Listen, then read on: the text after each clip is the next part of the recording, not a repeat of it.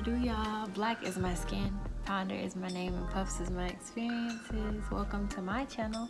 This channel is a platform for me to have real conversations with real people, discuss my life experiences, and encourage you all. And so today, I will be encouraging you all on the basis of mental health. Mental health. Well, first and foremost, we want to define mental health and what that looks like. So mental health is defined as a wide range of conditions that affect mood, thinking, and behavior. The primary well-known mental disorders include depression, anxiety, bipolar disorder, dementia, schizophrenia, and some other disorders. Today, I will be focusing primarily on anxiety and depression. During this time of social distancing, it can be depressing to be in the house 25/8, okay? It could be really discouraging to not be able to see friends and family, to not be able to physically touch people, and to not be in spaces that are more than 10 folks. Again, we are in COVID-19, as you all know. So it's every day an adjustment, literally having to take each day, day by day by day. And generally, we build hope on knowing that whatever circumstance that we're in, we're not going to be in for long. But in a situation like this, we don't know. We don't know when it's going to be over. We don't know when we're going to be able to go out of the house and be able to be in close proximity with people without putting ourselves at risk to catch COVID. And so we're protecting our mentals. So I wanted to give you all some stats. And so 50% of all Americans are diagnosed with a mental illness or disorder, which means there are a lot of individuals struggling with their mental health, whether they know it or not, okay? Also, the third most common cause of hospitalization in the United States of America between the ages of 18 years old and 44 years old is mental disorders, specifically depression.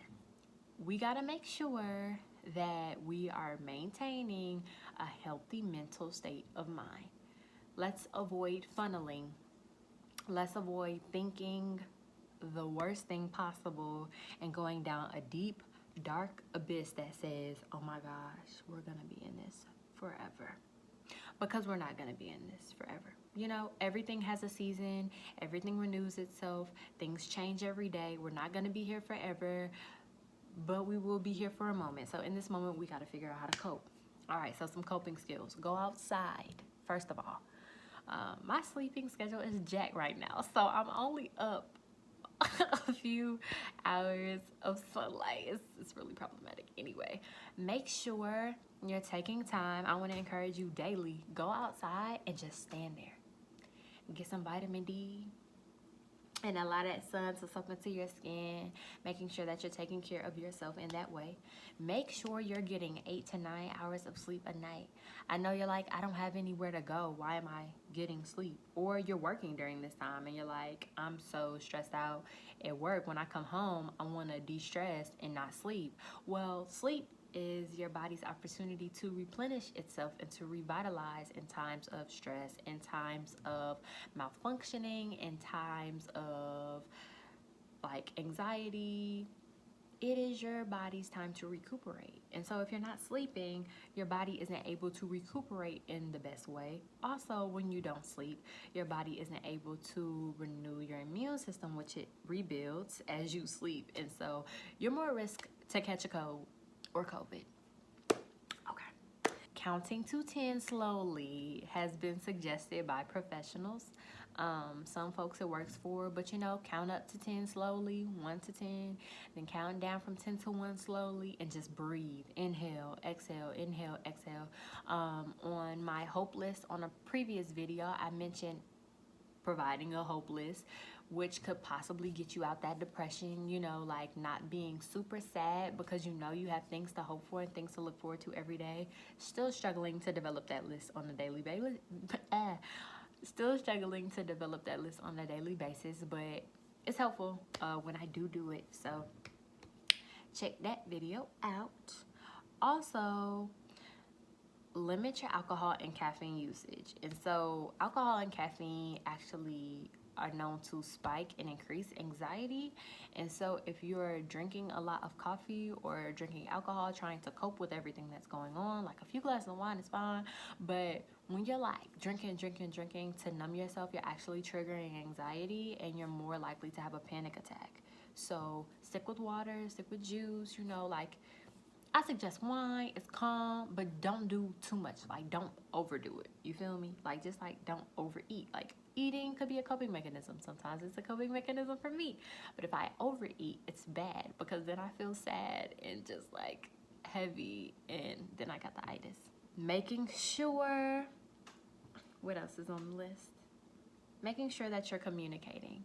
I oftentimes say that having a community is really important, and I can say that because I have a community who holds me accountable and who reaches out to me when they haven't heard from me. Be like, Aaliyah, are you okay? And you need that. Find you 1 to 2 people, whether that's someone in your family, whether that's a mentor, whether that's a friend, even an associate or a boss. Somebody that you could check in with at least once a week, preferably every other day, because that's not too much during this time. Majority of the people are at the house. Anyway, finding somebody to check in with every other day to basically be like, hey, this is where my mental space is. Maybe you got in an argument with someone in your household, or maybe you're in a home by yourself and you are feeling super alone and you're feeling like you're going into this deep, dark abyss called depression. Talk to somebody. People cannot read your mind, okay? We're all human beings. We're all struggling. We're all going through this together, even though we feel like we're going through this alone. And when we lose hope, we're losing hope together, whether we communicate that or not. And so take that time to reach out to the people that you care about and to the people that you're comfortable with confiding in, and let them know how you feel. Let them know what your mental space is. Try to set up some mental health checkups with some people that you care about, those 1 to 2 individuals that I had mentioned. And, you know, if it's just a text, it doesn't have to be a phone call, a FaceTime call, a Uber, a Skype. It doesn't have to be a Zoom. It could be a simple text. Hey, my mental health is this. You know, where the person is aware, where just in case you get into a space that could possibly cause risk to your health or to your livelihood, that person knows and can call the police if necessary, or call someone that can get to you as soon as possible. God forbid something happens. So handle that. Take care of your mental health. Love yourself. Nobody can love you like you. Prioritize you. You don't owe nobody no type of explanation. To be clear, if you don't want to text people, if you don't want to call people, if you don't want to talk to people right now, that's okay. It's okay. It's okay. Sis, bro, you don't have to call those people back. We are all trying to handle this pandemic the best way we know how. And I don't know about y'all, but this is the first pandemic I've been through. And so every day I'm like, okay, Aaliyah, like, let's not have an anxiety attack today. Let's make a checklist. Checklist help me. Okay, I got this many assignments to get done because I'm in school. Okay, how many assignments we gonna do today? We not gonna overdo it. Okay, I'm gonna watch a movie to de-stress. Okay, perfect. I'm gonna work out to de-stress. Okay, perfect. I'm gonna do a mental health check-in with this person to check on their mental health and to also check in with them on mine. Okay, so make sure that you have all the steps in place, or God forbid you're in a space where you don't want to communicate and you're feeling very lonely, or you're feeling really anxious, or you feel like you're on the verge of a panic attack, where you can have somebody that is reaching out to you, making sure that you're okay. Okay? Make sure you're loving yourself. Oh, what does that mean, Aaliyah?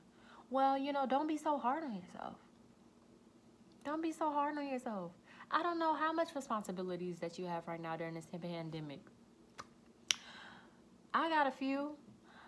But I can't be so fixated on all of the things that I have to get done and not recognize that every day is another day that I have literally been blessed and graced with the opportunity to wake up and be alive and well and healthy.